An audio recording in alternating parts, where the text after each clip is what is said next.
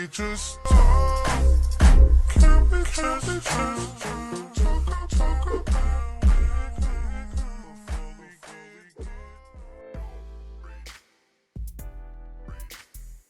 What's going on, everybody? Thank you for tuning in. It's your girl Nesha here, back in the cut once again. Today we're going to review the Real Blac Chyna. This is episode 4. All right, y'all. So today we're going to read notes. I had to take quite a few notes because there was a whole lot going on in this episode. So let's go ahead and pick up where we left off last week when they were at the dinner and they just were not getting anywhere. Chyna wasn't really listening to her mom. Her mom was getting frustrated, wanting to walk off. Nobody was really hearing each other. The mom kept saying, well, I paid for your school and all of the type of stuff, you know, and social media. The reason why I went after the people on social media was because of you. I don't even do social media like that.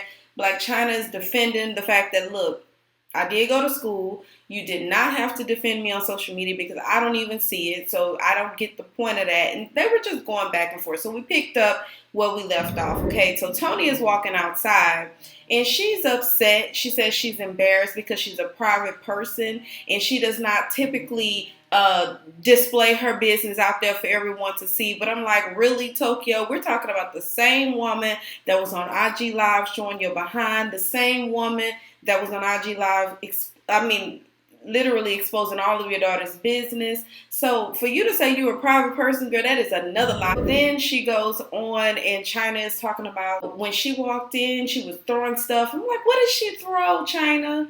I did not see her throw anything towards you. Only thing I saw her throw at you was some sort of a cry for help. And then she kept throwing those tears at you and you wasn't trying to hear because you said so many times she's done something similar. Although the tears was different, her coming and saying she's sorry and apologizing and stuff like that, you've heard it before. So that's the only thing I saw her throw at you. I didn't see her throw anything else. I saw her try to give you a hug and how you was looking at her like she's a bum. So I don't recall. So then Chyna says, you know, what does she want me to even start at? Does she want me to go back to childhood? How I was living with Barbara, Sue, Dang, all them other people she was naming child. And then she said, you know, and even when I went to college, how she was burning holes in my carpet and posting stuff on my walls and stuff like that. And so she's like, what does she want from me? So then somebody off camera said, you know what, Chyna, maybe Tokyo was actually trying to make amends and you seemed a bit defensive, which is basically what I said last week.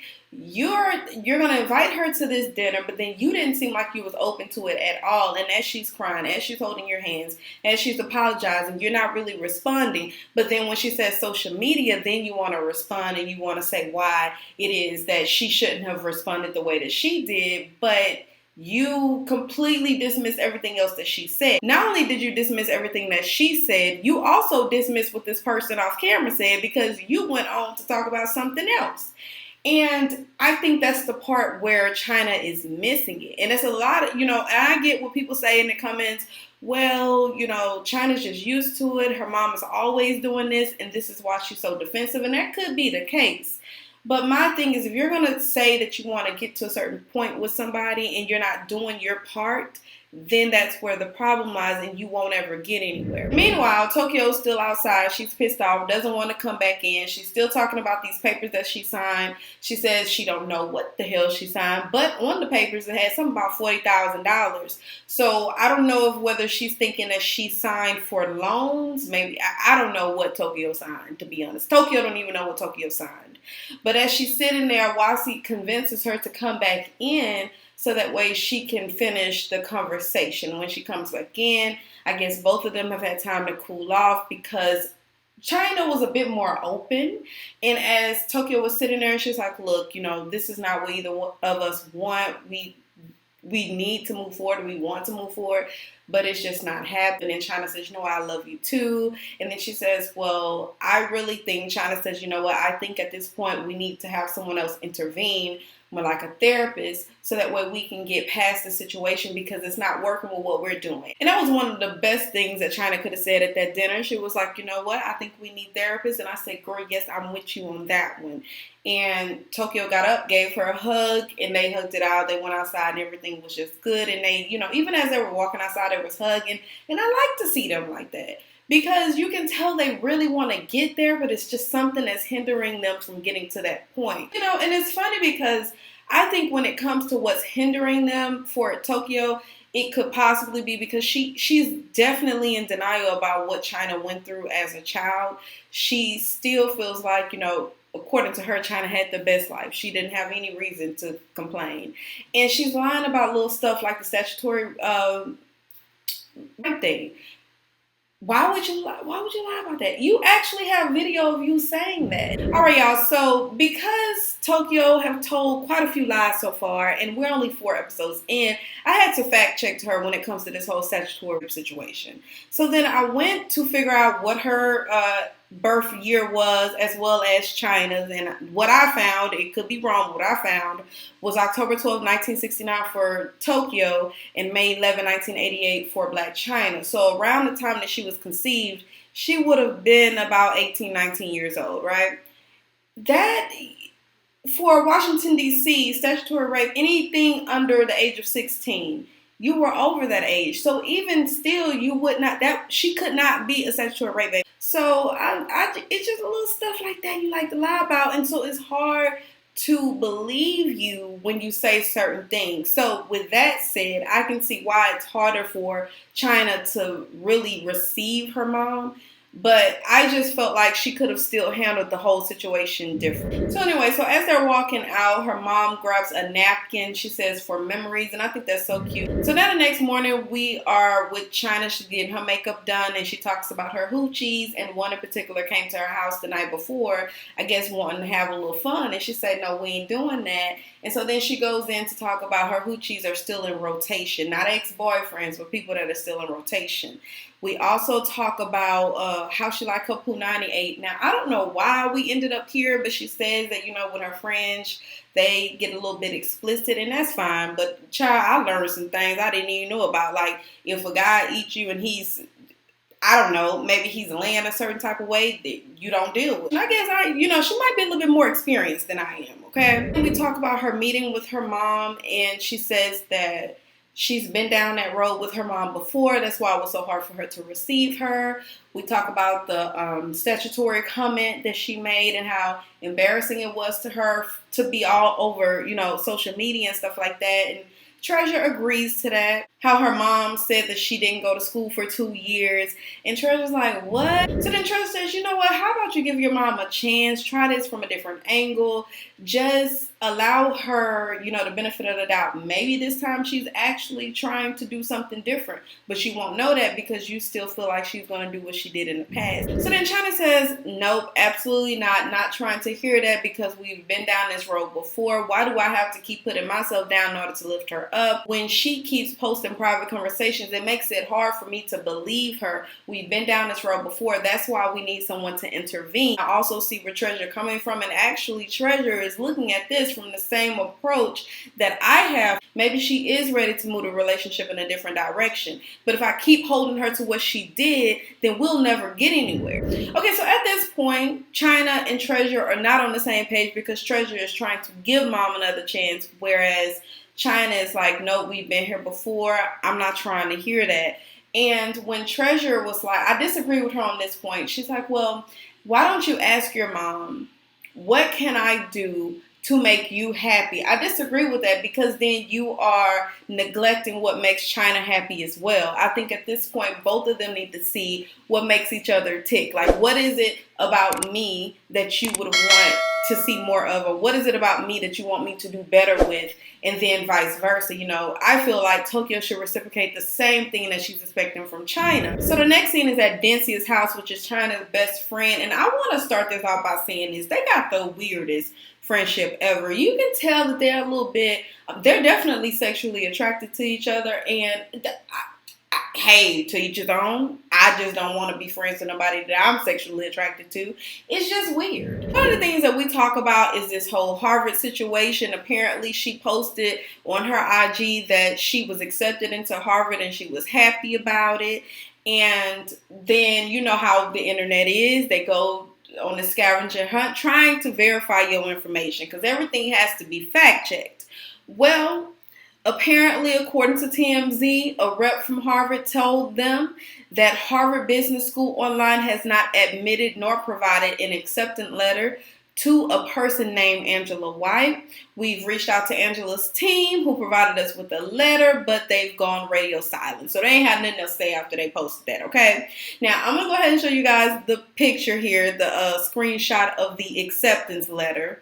And you see how it says participant name, Angela White. They marked out the application ID, Dear Angela, you know, all the verbiage and things like that, right? So then I went, because I said, well, if they're calling this a lie, like, why would it be a lie? So I just literally Googled, right? Because her friend, on the episode, her friend said there is a thing called the World Wide Web, and you can literally Google and verify all the information, right? So I went to Google, and I found a sample acceptance letter from Harvard Business School online, putting it right there. And as you can see, you can literally input your own information. You can create your own acceptance letter, okay? It looks identical to the one that she posted. And so this makes me give you the side eye to Blac Chyna, because, girl, are you walking around here just curating acceptance letters and things just so that people can think that you're, I don't know. Why would you lie about education, though? That's the part that gets me, because I think she graduated. She has like a 2-year. But I don't understand why she would lie about something like that. She said that I am working to be the best me. That was, you know, part of her caption when she posted this. And it's fine. We all should be working to be our best self. But don't get on social media and lie about whether or not you're accepted. So the next thing that we talk about is the skin bleaching cream. She is partnered with Dencia. And so they talk about how they got all that backlash about it, and people were just turning their nose up at it. Same people that was purchasing the cream, but they don't want to post that on social media. But Dencia says, look, I get to see all the orders that are posted, so I know that you're buying our cream. Which, to me, I'm like, y'all are stupid. If you're going to talk trash about it, at least buy the stuff from a unverifiable account, like some random person's name. Don't you buy the stuff and then still talk crap. Anyway, if I was them, I would expose them, because people like that need to be heard of. You want to talk crap about my cream, but then you're going to buy it on the low? Absolutely not. And then Dencia says, you know what?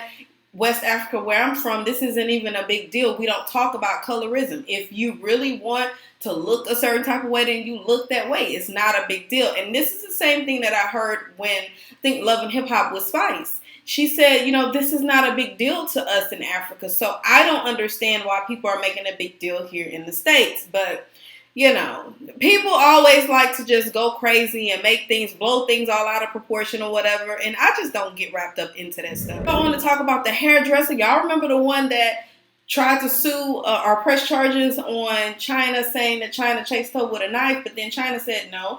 The girl was crazy and irate. You see the video. Luckily, she had the video where the girl threw something at her, and then that's when they came over, you know, after her. So it was at that point, it was self-defense. But then again, this happened outside. We don't know what happened inside. So she talks about that. Dencia says, you know what? I worked with her for a year, and she got pissed off at me because I call her a stylist. Like, you are the help. So what's so bad about that? Blac Chyna says that she filed a bogus police report, and she says that, but with her, you know, with her video proof, they were able to come back and file one as well. The Kardashians lawsuit, how she's suing them because they got her TV show taken down, and she was pissed off about that. I think she talked about the one, the Chyna and Rob, or whatever the hell the thing was called.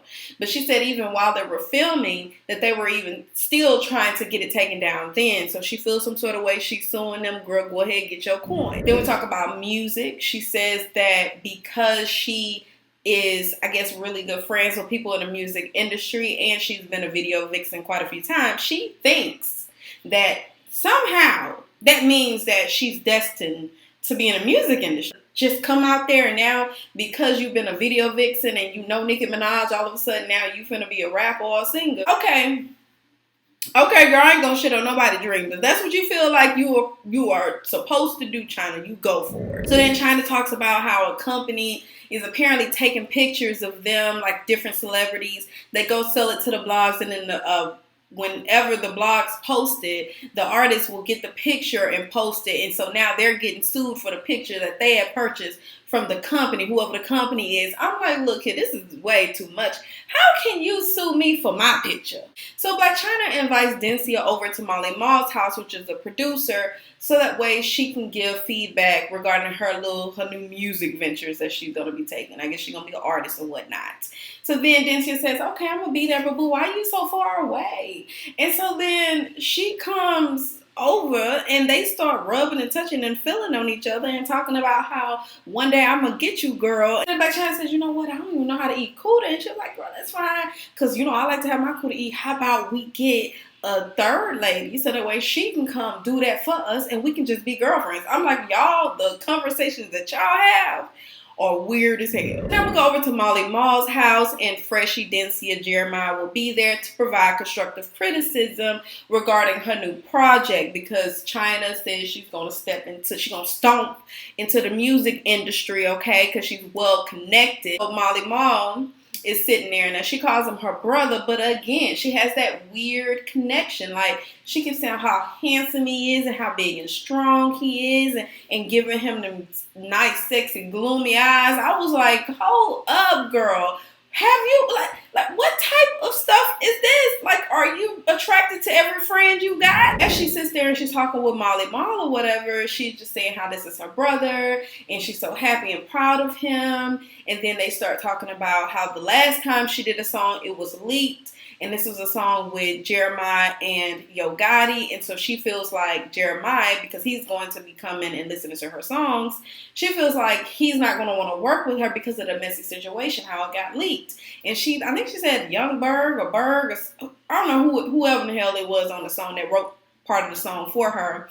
They were pissed because they felt like she leaked it. And she's like, why would I self-sabotage like that? I wouldn't do that. So Molly Mal tells Chyna, yeah, I was over there talking with Jeremiah and a few other people, and your name came up. And then they was like, yeah, she going somewhere. She going somewhere. And I'm like, where is she going, Molly Mal? Where is she going? I want to be a singer but can't hold a note. How the hell just because you was in the video means that you are now a rapper or a singer? I don't even understand. Because from the snippet that I heard, I was like, girl, no. Okay, no. Just because you hang with somebody don't mean that's your lane. That don't mean that's your lane. So when everybody gets to the studio, she realizes that her and Dencia, they're wearing the same boots. They nails are similar, and not only that, they got the same purse. So, they twinning and things. Chyna wants to talk about, she tries to break the ice, and she tells Jeremiah, look, the last time that we worked together, the song was leaked, and it really wasn't my fault. And so Jeremiah is like, just nodding his head, and she's still sitting there. And then Molly Mal is looking like, oh, but I think she's just trying to apologize for what happened back when y'all did that last song. He's like, oh yeah, cool, I wouldn't even think about that, we good. And so she's like, okay, yeah, I was a little bit nervous about that because I didn't know, how you would respond to that happening if you think that it was me, with the messiness related to the business or whatnot. And he was like, girl, I wouldn't even worry about that. So then we get to the actual music, and we don't get to hear any of the lyrics. I'm assuming it's because she doesn't want anybody to steal her song or whatever. So she's playing what may be the instrumental to it. I don't know. They're playing that. Everybody's vibing to the song. Jeremiah seems to like it. Molly Mal likes it. Dencia, she likes it. That's her girl. And everybody has good, positive feedback relating to the song. So she's really happy about that or whatnot. They did show us a preview of next episode. I'm about to hurt him. You're extremely loud. I'm trying to finish up my recording. I hear you out here. I'll be quiet. So that's pretty much how the show ended. Now, they did give us a preview for the next episode, which to me proves what Tokyo Toni was saying when she told Chyna that the people that work for you are scared of you. They feel like they can't talk to you. You treat them badly. Because from what I saw, honey, she get mad at everybody because of her something to do with her skin. She feel like her legs. She had to put makeup on her legs. She's mad about her wig. She doesn't like how it looks. They tell her, well, then I was going to let you fix it. She's like, I can't do my hair. So then she's mad about her outfit. She says it better look right. If it looks wrong, then she's going to be pissed with everybody. She's crying. They just did her makeup. She's crying off all of the makeup on her face, honey. And then she's yelling at everybody. Everybody that was in the room, she's yelling at them. And all of this is a buildup. I think it's because she's nervous that she had to go over to the Wendy Williams show. And which, from the episode, which is funny because I watched the Wendy Williams interview today. I watched it for the second time. And I think she did really good on the interview. She looked gorgeous.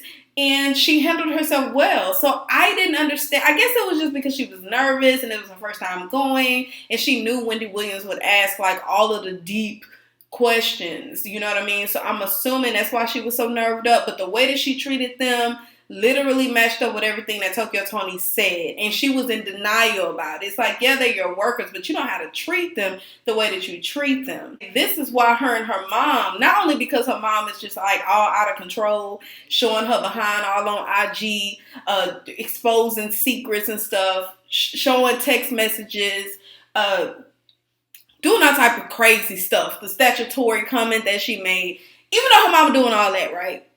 On top of that, it had the nerve. First of all, it had the nerve to say she private. Girl, private where? It seems like even with her relationship with her mom, that Chyna is treating her as though she's the worker. And I'm the talent. I'm the one that's paying you. So you be around here. You do what I need you to do or you are disposable to me. And I feel like that's how she treats her relationship with her mom. Granted, it could be because of how her mom treated her when they was growing up. But it seems like she treats her mom the same way she treats her workers. And that's not a good thing at all. Y'all see how she got a little bit defensive when Treasure was like, look, I think you should give your mom another chance. I think you need to approach this differently. She was like, no. Even when the cameraman told her, well, I think your mom really was trying to make amends. She was like, no, dismissed it, whatever. If you're not saying whatever I need you to say, then I don't need you to say anything. So that, to me, what I saw on the upcoming show, I was like, yeah, I see what Mama Toni talks about when she said how she treats her people. It seemed pretty badly to me. Anyway, that's all I got for this episode. Go ahead, get into the comments. Until next time, y'all. Bye. Yeah, low key and maybe high key. I been peeped that you like.